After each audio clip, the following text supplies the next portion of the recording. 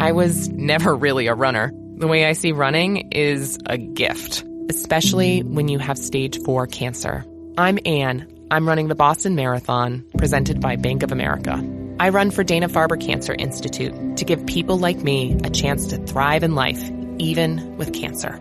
Join Bank of America in helping Anne's cause. Give if you can at BofA.com/supportAnne. What would you like the power to do? References to charitable organizations is not an endorsement by Bank of America Corporation. Copyright 2025. Hi, and welcome to the 10-Minute Food Truck Training Podcast. My name is Bill Moore. I am a food truck business trainer, author of Food Truck 101, Beginner to Winner, and Food Truck 201, Get Off the Truck. This podcast is all about helping you start and grow your food truck business. Last week, I went over the first 5 chapters of my book, Food Truck 101, From Beginner to Winner. This week, we're going to go over chapters 6 through 10. This is just serving as a little teaser for the full audio book that will be coming out in the fall. So today, we're going to be talking about chapter number 6, which is entitled, Let's Talk Assets. The main thing I want you guys to get out of this particular chapter is you are buying assets. You're not buying a business. So when you go to a food truck manufacturer's website and they say, buy your business today, all you're doing is buying equipment. That equipment is in the form of a trailer or a truck or a cart that has some cooking equipment, that has some refrigeration, some prep equipment, perhaps some holding equipment, and that's it. It's all equipment. Now, the thing about equipment, if you know anything about restaurants, is equipment depreciates in value.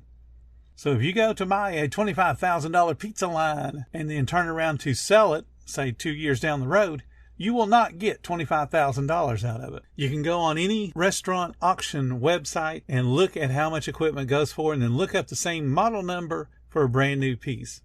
It sells for pennies on the dollar. The only thing that is making food trucks be super expensive right now is the shortage of materials and the difficulty of getting the equipment to put on them in the first place. They are not going up in price because, oh my God, this is such a great deal and they need to be $100,000. They're going up in price because people want them. There's a demand issue and low supply. Once those two things start to balance out and the demand comes down and the supply is able to match the demand, guess what happens? All the food trucks come down in price. You'll see this especially in the next 2 years or so when all the people that are out buying those food trucks now thinking, man, it's great, great business for me to get started in. And then what they're seeing is, this is too much like work. I think I will quit and sell this. When that happens in a couple of years, prices will go down. So it's up to you to buy one at the right price right now. Don't just go for the first food truck builder that says, hey, I can get you one built in 3 or 4 months. Go for the one that's going to build you a quality build at a reasonable price,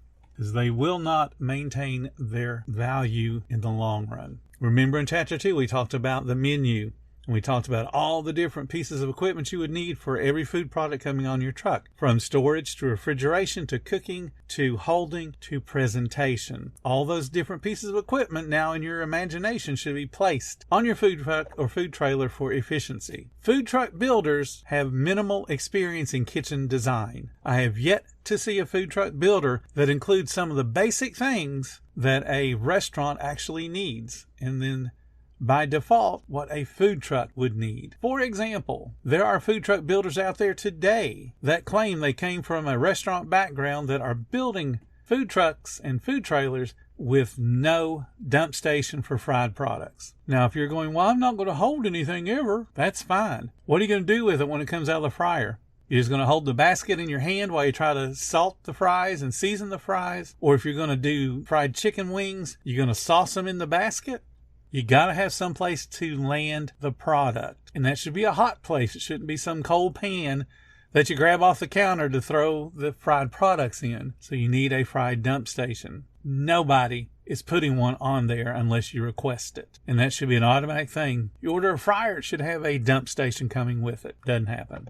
So when you're talking to those people that claim they know all about food truck kitchens and they're going to design you the perfect kitchen, trust me, they're not going to. They're going to design it based on balancing whatever weight your particular equipment uses, and they're going to balance the weight for safety on your part, which means it will most likely be highly inefficient. There are things that can be done if the food truck builders would do them to balance the weight, but they don't want to do them because that also adds on cost. For example, in a ship, they put weight to help keep the ship submerged down in the water at a certain depth. They call that ballast. You go onto a hot air balloon, they use ballast to keep it weighted from side to side and to keep it from rising up too fast. Ballast could also be used on a food truck to balance the weight of the food truck from side to side. But that costs money, and it would also require them to think about the design a little bit more and where to place the ballast so it doesn't interfere with storage. But it can be done if they chose to do so.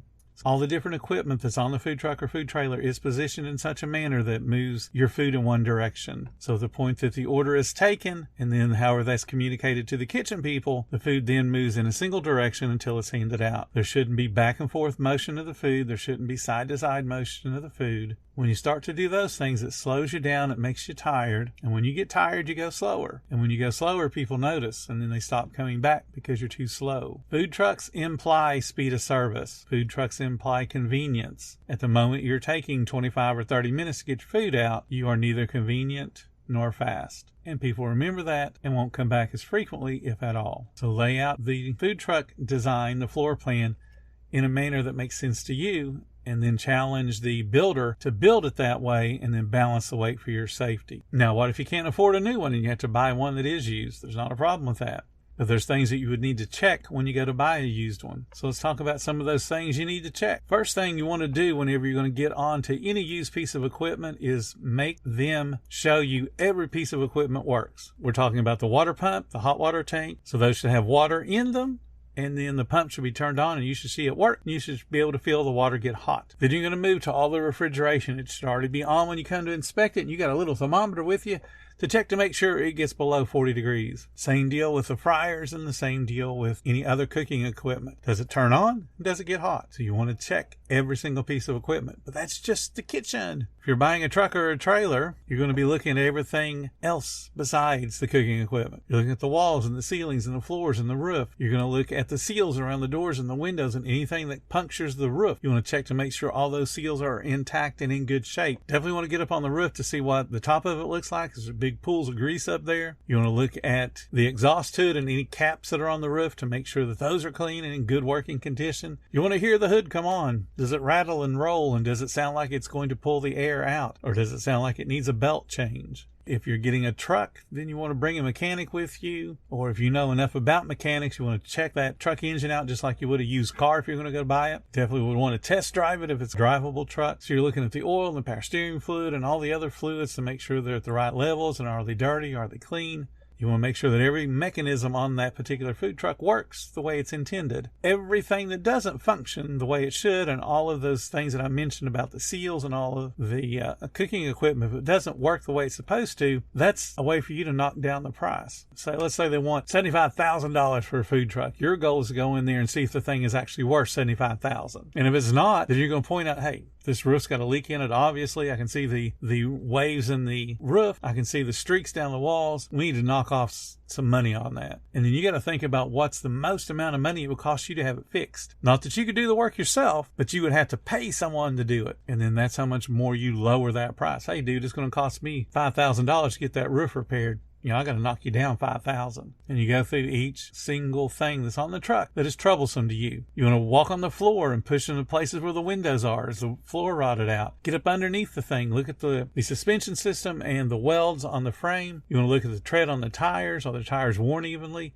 You're looking at every single element of that food truck or food trailer. Do not get excited because someone is selling one and you finally found it after 10 weeks of searching. You have to prove to yourself that it's worth whatever their asking price is and that it fits in with what your vision was for your food truck, for your menu, for the things that we've been talking about up until this point. Now remember, you've got to understand what your rules and regulations are from the state. That was chapter 1. So you're also having to look at, does this truck meet my rules and regulations? Like the water tank sizes, for instance, the size of the sinks. So you got to know what your rules and regulations are. That was chapter 1. Chapter 2 was your menu, and that's where all the equipment placement comes in. So if you have a $100,000 budget to get started and you're looking at a $95,000 truck, that only leaves you $5,000 for everything else. So you got to understand what your budget is and understand there's more cost than just going out and finding that cool truck, because you still got to license the thing, you still got to advertise, still got to wrap it, and still got to do whatever it takes to bring it up to your standards.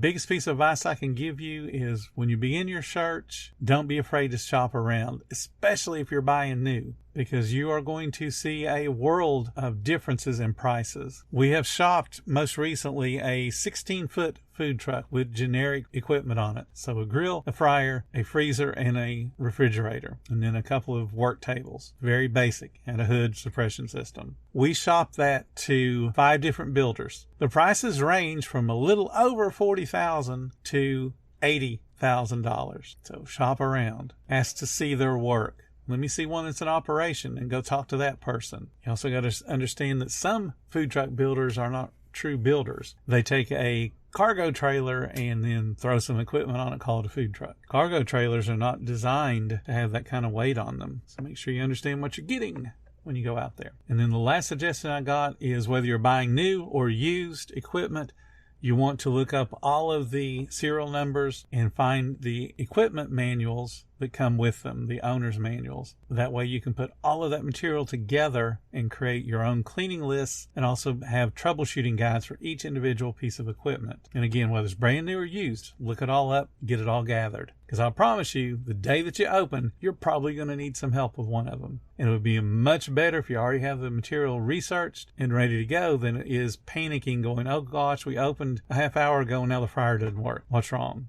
So I just want you to understand, you're buying equipment. You're not buying a business. And that's the most important lesson in this chapter.